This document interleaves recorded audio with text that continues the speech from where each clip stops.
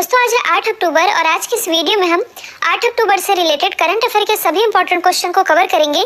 तो यदि आप लोगों को इस वीडियो यदि आप चैनल पर नए हैं तो चैनल को सब्सक्राइब कर लीजिए, साथ ही बेल आइकन दबाना बिल्कुल मत भूलिएगा ताकि आप लोगों को हमारे सभी वीडियो की नोटिफिकेशन सबसे पहले मिल सके। तो चलिए स्टार्ट करते हैं हमारा पहला क्वेश्चन। हाल ही में किस देश की महिला क्रिकेट टीम ने वनडे क्रिकेट में 20वीं दर्ज जीत की है? तो ये 20वीं दर्ज ये जीत की है ऑस्ट्रेलिया ने, मतलब कि ऑस्ट्रेलिया की जो वुमेन क्रिकेट टीम है इसने वनडे क्रिकेट में लगातार 20वीं दर्ज जीत कर ली है। तो सबसे पहले आप मैप में देख सकते हैं ऑस्ट्रेलिया की लोकेशन। ऑस्ट्रेलिया की राजधानी है कैनबरा, करेंसी है डॉलर, प्राइम मिनिस्टर तो ये है स्कॉट मॉरिसन। भारत और ऑस्ट्रेलिया के बीच एक एक्सरसाइज होती है जिसका नाम है ऑसिनडेक्स। यदि हम जियोग्राफी वाले पोर्शन को रिलेट कर सकें तो आसपास ये जो छोटे छोटे आप द्वीप देख रहे हैं ये सभी मिलकर कहलाते हैं ऑसिनेशिया।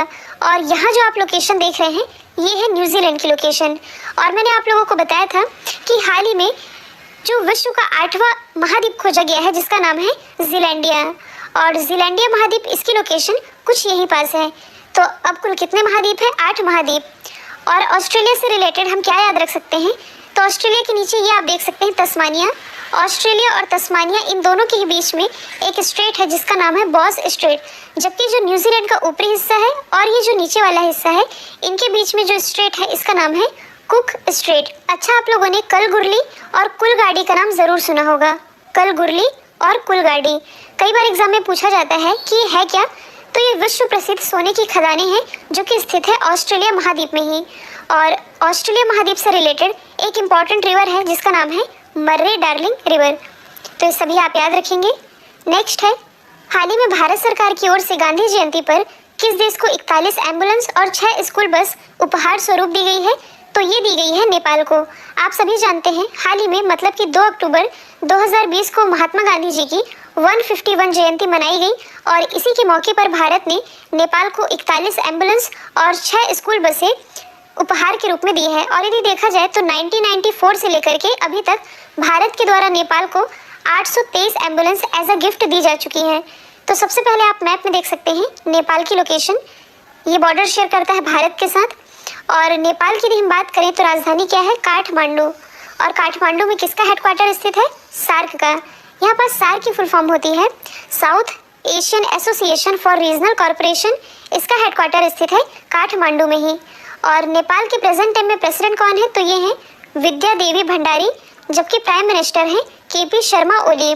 भारत और नेपाल के बीच एक एक्सरसाइज होती है जिसका नाम है सूर्य किरण एक्सरसाइज। आप और क्या रिलेट कर सकते हैं? तो देखिए, मैंने आप लोगों को बताया था कि दक्षिण एशिया की पहली क्रॉस बॉर्डर तेल पाइपलाइन ये बिछाई गई है बिहार के मोतिहारी से लेकर के नेपाल के अमलेखगंज के बीच। ये मोस्ट इंपॉर्टेंट है इसलिए इसे आप ज़रूर याद रखेंगे। नेक्स्ट है, हाल ही में केरल के पहले मेगा फूड पार्क का उद्घाटन राज्य के किस जिले में किया गया है? तो इसका उद्घाटन अभी हाल ही में किया गया है केरल के पलक्कड़ जिले में और इसका नाम क्या है? तो ये है किन्फ्रा मेगा फूड पार्क। यहाँ पास ध्यान देने वाली बात यह है कि ये केरल का पहला मेगा फूड पार्क है, लेकिन ओवरऑल पूरे भारत का ये 22वां मेगा फूड पार्क है। अच्छा, जब कभी भी मैं आप लोगों को फूड पार्क के बारे में बताती हूँ काफ़ी सारे कमेंट्स आते हैं कि फूड पार्क होते क्या हैं। तो यदि आप सिंपल लैंग्वेज में समझना चाहें तो एक लाइन में आप याद रख सकते हैं कि जो कृषि उत्पादन है, कृषि उत्पादन को बाजार से जोड़ने का ये एक तरह का सिस्टम है मेगा फूड पार्क। और जहाँ कहीं भी मेगा फूड पार्क स्थापित किया जाता है काफ़ी सारे लोगों को रोजगार भी मिलता है। और ये केरल का पहला मेगा फूड पार्क है जो कि स्थापित किया गया है पलक्कड़ जिले में। अच्छा, इस मेगा फूड पार्क का उद्घाटन किसके द्वारा किया गया है? तो ये किया गया है नरेंद्र सिंह तोमर जी के द्वारा। नरेंद्र सिंह तोमर जो कि प्रेजेंट टाइम में हमारे केंद्रीय कृषि मंत्री हैं, लेकिन हरसिमरत कौर बादल जी के इस्तीफे के बाद ये अब फूड प्रोसेसिंग मिनिस्टर का भी एडिशनल चार्ज संभाल रहे हैं। नरेंद्र सिंह तोमर, इनकी कॉन्स्टिट्यूंसी है मुरैना, मध्य प्रदेश। अब देखिए, इस क्वेश्चन में हम केरल के बारे में डिस्कस कर रहे हैं तो ऑप्शन भी मैंने सारे केरल से ही रिलेटेड सेट किए हैं। जैसे कि यदि हम बात करें तिरुवनंतपुरम की, तो तिरुवनंतपुरम में ही भारत का पहला स्पेस टेक पार्क स्थापित किया गया है। केरल के कोझिकोड में भारत का पहला इंटरनेशनल वुमेन ट्रेड सेंटर ये स्थापित किया गया। जबकि कुन्नूर से आप लोगों को क्या याद रखना है? दिसंबर 2018 की बात है, केरल के कुन्नूर में ही केरल का चौथा अंतर्राष्ट्रीय एयरपोर्ट स्थापित किया गया और 4 अंतर्राष्ट्रीय एयरपोर्ट वाला ये भारत का पहला राज्य बन गया है। तो ये भी आप याद रखेंगे। नेक्स्ट है, हाल ही में पिरूल से बिजली उत्पादन करने वाला देश का पहला राज्य ये कौन बना है? तो ये भी हाल ही में बन गया है उत्तराखंड। अच्छा, यहाँ पर जो टर्म लिखा है पिरुल, इससे आप क्या समझते हैं? तो आप लोगों ने चीड़ का पेड़ जरूर सुना होगा। तो चीड़ के पेड़ की जो पत्तियां हैं उसे ही जाना जाता है पिरुल के नाम से।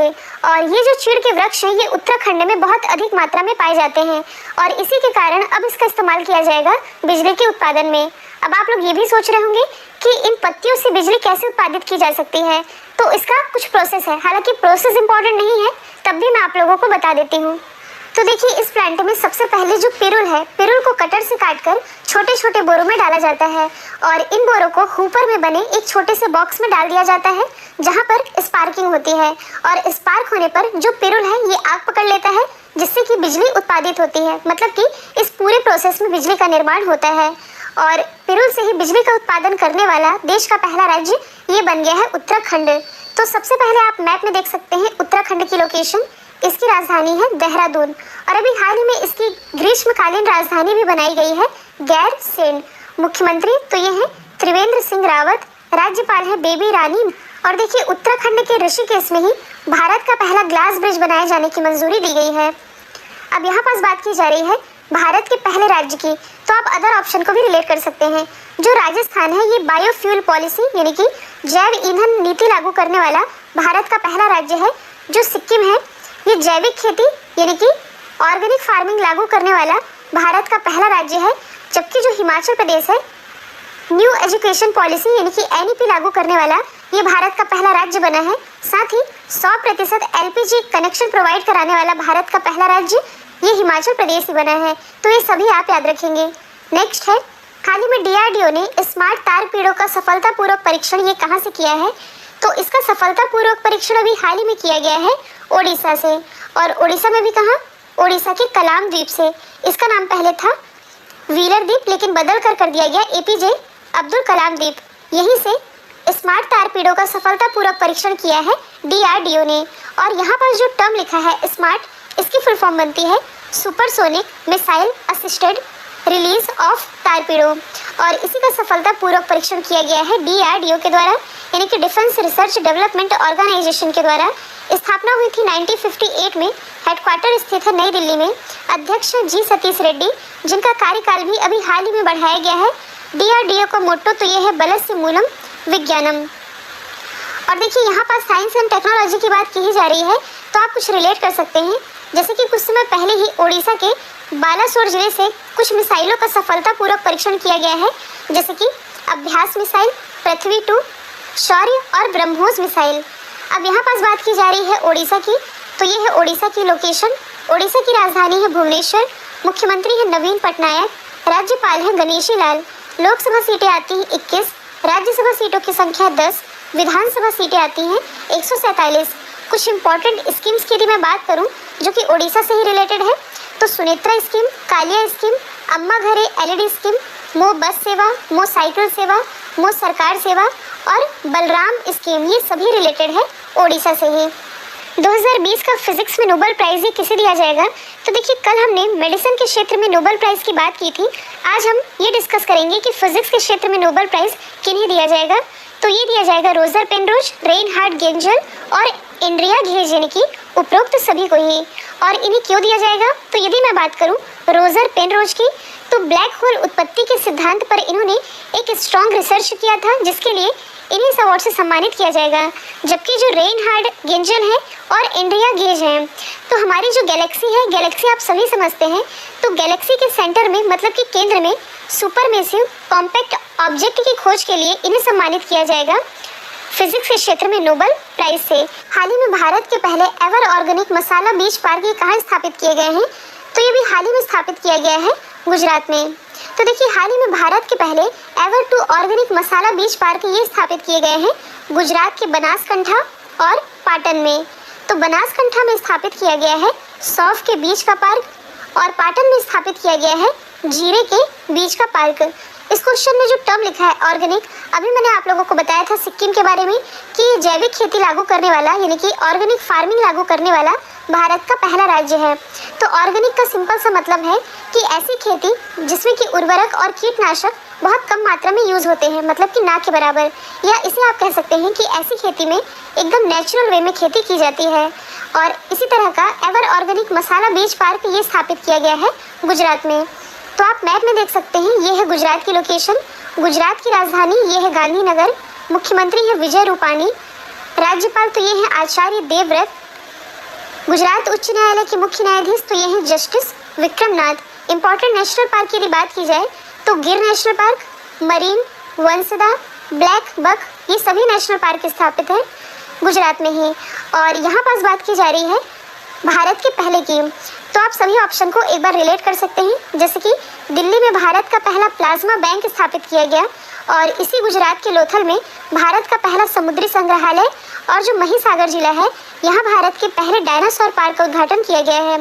उत्तर प्रदेश के लखनऊ में भारत का पहला हेल्थ एटीएम लॉन्च किया गया लखनऊ के चारबाग रेलवे स्टेशन से। साथ ही उत्तर प्रदेश में स्थित है मेरठ, जहां भारत का पहला एनिमल वॉर मेमोरियल स्थापित किया गया है। और उड़ीसा से आपने क्या याद रखना है, तो देखिए हाल ही में जो इंडियन रेलवे है इसके द्वारा भारत का ऐसा पहला संयंत्र जो कि कचरे से ऊर्जा उत्पादित कर सकेगा, ये स्थापित किया गया है उड़ीसा की राजधानी भुवनेश्वर में। नेक्स्ट है रिलायंस लाइफ साइंसेज ने ऐसी RT-PCR किट डेवलप की है जो करीब कितने घंटे में कोविड-19 टेस्ट का रिजल्ट दे सकती है, तो ये रिजल्ट दे सकती है मात्र 2 घंटे में। यहाँ पर जो टर्म लिखा है RT-PCR, इसकी फुल फॉर्म है real time polymerase chain reaction.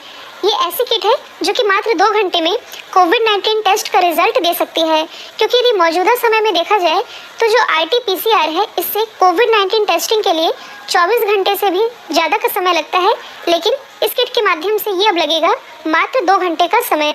हाल ही में किसने भारतीय डेवलपर्स की मदद के लिए अपना Android mini app store launch किया है, तो ये लॉन्च किया गया है पेटीएम के द्वारा। तो देखिए इस मिनी ऐप स्टोर से जो डेवलपर हैं ये अपने प्रोडक्ट्स को बड़ी संख्या में यूज़र तक पहुंचा सकेंगे। और ये मिनी ऐप एक कस्टम बिल्ट मोबाइल वेबसाइट है जो यूज़र को बिना डाउनलोड किए ही एप्लीकेशन जैसा फील देती है। मतलब कि ये एप्लीकेशन नहीं है, पर आप लोगों को यूज़ करके ऐसा लगेगा कि ये एप्लीकेशन है। तो पेटीएम का जो मेन एप्लीकेशन है जो कि आप अपने मोबाइल में यूज़ भी करते होंगे, तो उस पर एक नया सेक्शन जुड़ने जा रहा है जिसमें इस मिनी ऐप्स को शॉर्ट लिस्ट किया जाएगा, यानी कि सूचीबद्ध किया जाएगा। यदि हम बात करें पेटीएम की, तो इसकी स्थापना हुई थी 2010 में। हेडक्वार्टर स्थित है नोएडा में, और इसके जो CEO हैं ये हैं विजय शेखर शर्मा। नेक्स्ट है Indo American chamber of commerce के राष्ट्रीय अध्यक्ष कौन बने हैं, तो ये भी हाल ही में बन गए हैं पूर्ण चंद्र राव सुरपने। और ये वाला क्वेश्चन मैंने इसलिए भी रखा है क्योंकि कुछ दिन पहले ही मैंने आप लोगों को IACC के बारे में बताया भी था। और क्या बताया था कि हाल ही में जो रतन टाटा जी हैं इन्हें IACC के द्वारा लाइफ टाइम अचीवमेंट अवार्ड से सम्मानित किया गया है। यहाँ पास बात की जा रही है अध्यक्ष की, तो हाल ही में जो शेखर कपूर है ये FTII के नए अध्यक्ष बने हैं, यानी कि film and television institute of India के नए अध्यक्ष। यदि हम बात करें दिनेश कुमार खार की, तो ये भी हाल ही में स्टेट बैंक ऑफ इंडिया के नए अध्यक्ष बनाए गए हैं। जबकि जो PD वाघेला हैं ये भी हाल ही में ट्राई यानी कि telecom regulatory authority of India के नए अध्यक्ष बनाए गए हैं। नेक्स्ट है हाल ही में नागरिक उड्डयन सुरक्षा ब्यूरो की नई महानिदेशक ये कौन बनाए गए हैं, तो ये भी हाल ही में बनाए गए हैं MA गणपति। जो MA गणपति हैं ये 1986 बैच के उत्तराखंड कैडर के IPS ऑफिसर हैं। अब इस क्वेश्चन में आप कंफ्यूज नहीं होइएगा, क्योंकि कुछ दिन पहले मैंने आप लोगों को बताया था कि नागरिक उड्डयन सुरक्षा ब्यूरो की पहली महिला महानिदेशक ये बनाई गई है उषा पाढ़े। ये बात सही भी है, लेकिन जो उषा पाढ़े है इन्हें एडिशनल चार्ज दिया गया था, लेकिन अब फाइनली ये पदभार संभाल लिया है MA गणपति ने। अब यदि हम बात करें नागरिक उड्डयन सुरक्षा ब्यूरो की, तो इसकी स्थापना हुई थी 1978 में। हेडक्वार्टर स्थित है नई दिल्ली में। इसी के महानिदेशक बने हैं MA गणपति।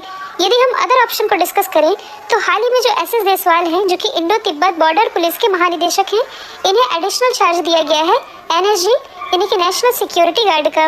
जो राकेश अस्थाना जी है इनकी नियुक्ति भी हाल ही में बॉर्डर सिक्योरिटी फोर्स यानी कि BSF के महानिदेशक के रूप में की गई है।